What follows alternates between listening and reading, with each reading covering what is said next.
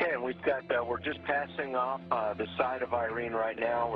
It has taken more shape since we've seen it the last 2 nights. The eye is not yet discernible to tell if it is big. I'll zoom back. Malevolent weather system nearly 700 miles wide. We're following breaking news right now out of Washington, D.C., where a magnitude 5.3 earthquake has been felt in the D.C. area. The Pentagon has been evacuated. We were just talking to Senator Coons of Delaware, who, like so many others right now, slightly shaken by the tremors that they felt. The senator telling me live that the ground literally shook. Workers at Japan's Fukushima plant say the ground under the facility is cracking and radioactive steam is escaping through the cracks.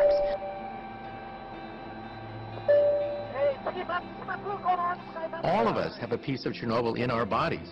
Realize that we could take Geiger counters, scintillation counters, and actually see that radiation from Chernobyl has been incorporated into our flesh and tissue.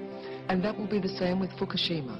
That's right. In fact, the whole world will be exposed to the radiation from Fukushima.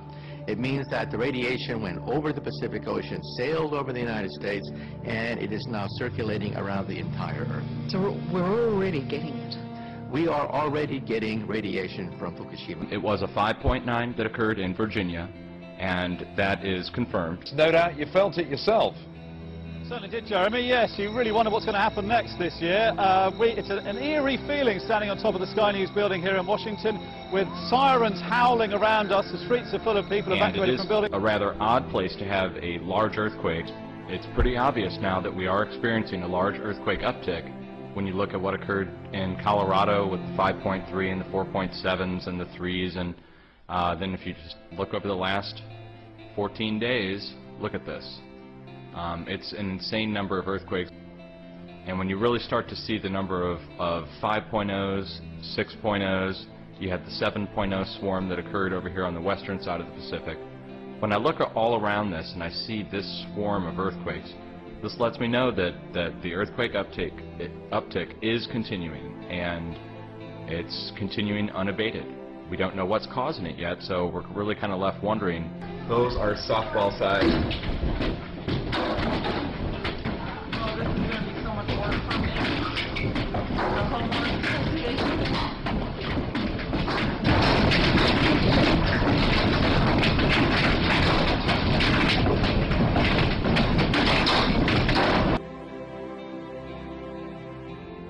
Oh my God! That's real stuff. Yes. That's unbelievable. Oh my God, I can't believe it myself. Is it snow? Snow? Oh my God. It's snow in Auckland. Oh my God, it's snow! Snow! It's snow in Auckland for the first time. It's snowing for the first time in Auckland.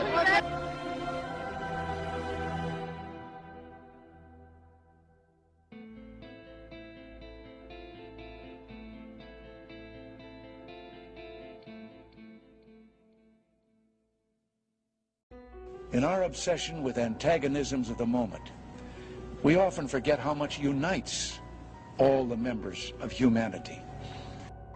Perhaps we need some outside universal threat. I occasionally think how quickly our differences worldwide would vanish if we were facing an alien threat from outside this world.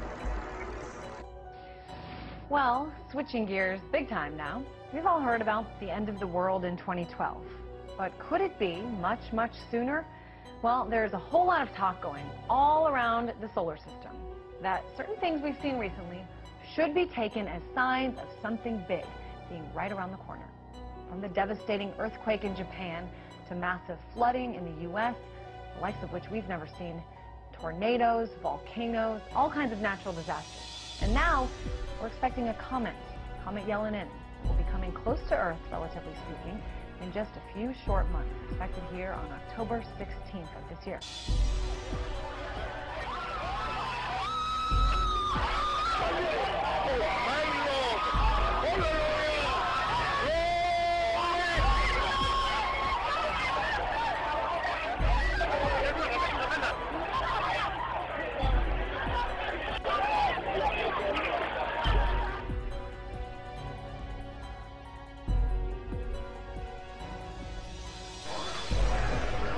9 o'clock and it's still all yellow. What's going on here, but you can see the horizon is just this brilliant shade of yellow.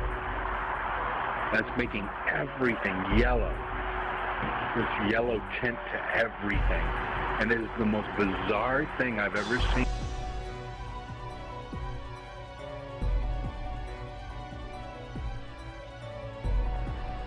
Look at this.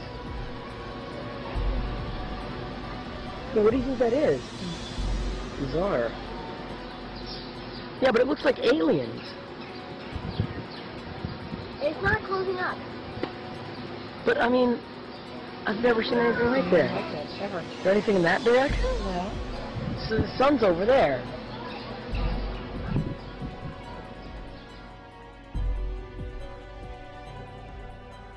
We're the only agency in the federal government that's responsible for the safety and well-being of people, not only here on Earth, but off this planet. Think about the natural disasters that could occur in your area. Think about attacks that could come like 9/11 from outside forces, and talk to your family about your work and what they need to do to prepare for the unforeseen.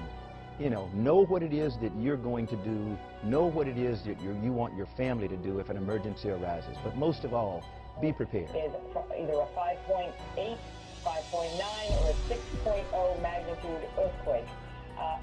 There, according to the USDC, okay, this is District of Columbia Fire. Monstrous Hurricane Irene tightened its aim on the eastern seaboard, threatening 65 million people along a shore-hugging path from North Carolina to New England. The strongest to strike the East Coast in 7 years. You can still see monuments to Vladimir Lenin almost in every Russian town, but things are beginning to change, and from Lenin they're moving to alien. Russia's first monument to cosmic visitors has just been unveiled in Perm region.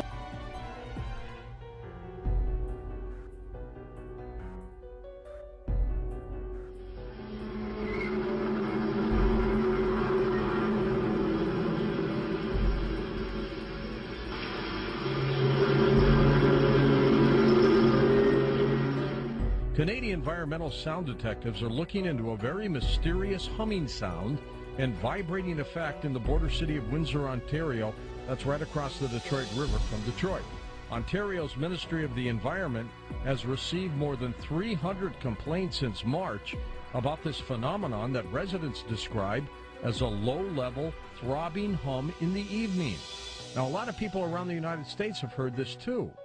As a result, the ministry has set up seismic and sound monitors, but there hasn't been any official word on just what's been recorded. Since the humming began in March, theories of its source have abounded. The components of DNA have now been confirmed to exist in extraterrestrial meteorites. Researchers announced. A different team of scientists also discovered a number of molecules linked with a vital ancient biological process, adding weight to the idea that the earliest forms of life on Earth may have been made up in part from materials delivered to Earth, the planet, from space. A crisis of leadership. We've been talking about this all week. But what if there was some sort of outer space crisis? An alien invasion sounds crazy, perhaps, but then who thought we'd ever see the stock market swing 5% a day all week long?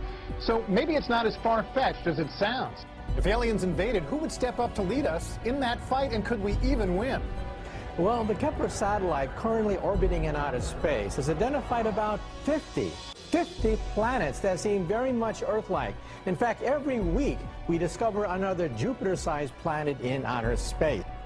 But a few of them may have intelligent life, perhaps even more advanced than what we have on Earth.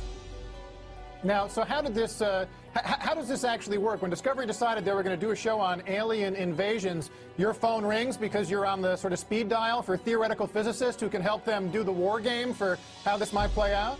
Well, believe it or not, we physicists have actually studied the question of what happens if we do encounter a hostile advanced civilization in space. Either the aliens don't bother with us because we're simply too primitive, or if they do invade, it'll be more like Bambi versus Godzilla. The fact that they could be 1,000, 1,000,000 years more advanced than us. However, if, on the other hand, one day they do attack, we have to be prepared for the fact that they're going to overwhelm us in the opening shots of a war. Perhaps we need some outside universal threat. A lot of people are concerned about it. We've done a lot of research on Comet Elenin, and what we found is there's a lot of missing data on this comet. NASA claims that it's a harmless little fuzzball of ice, won't come any closer than 22 million miles to Earth. Others are saying that they're getting pictures of it, and it doesn't look like a comet, it doesn't act like a comet, it's coming in from an area that comets don't normally originate from. We have sort of a maelstrom in our galaxy where comets originate, and this one's not coming from that neighborhood. So there are a lot of things about this comet that don't make sense. Couple that with the arrival of a very large asteroid along around the same time, coming in from a different angle, and the launch of the new emergency alert system on the same day of the arrival of that asteroid. And you have some very strange coincidences that it seems the officials are not being upfront about. I occasionally think how quickly our differences worldwide would vanish if we were facing an alien threat from outside this world. Now, I'm wondering if there can't be an upside to all this. I'm a big fan of the original Star Trek series, and it was only when, you know, there were alien civilizations that seemed to challenge the Earth that you found that the Earth got its act together for the kind of global governance that all the, you know, all the visionaries say we need that if we're going to deal with climate change, if we're going to deal with all the modern issues, global finance, where the sovereignty of individual nations is actually a political barrier to solving these big problems. So can there be an upside to the alien threat? Believe it or not, when President Ronald Reagan met Mikhail Gorbachev, we now know during the transcripts of the meeting that he said that if we were ever attacked by the Martians, you and me, the Soviets and the capitalist U.S., would be allies in the fight against the Martians. Well, that's how Ronald Reagan looked at it, and believe it or not, there's some truth to it. If we are faced with a common enemy in outer space, it would indeed help to unite the Earth, just the way Ronald Reagan said. Hey guys, look, the aliens are coming. We're live on 174. You can see me out here. Look, me and the homie, shit is real. What the hell? The alien invasion? I have no idea what is that.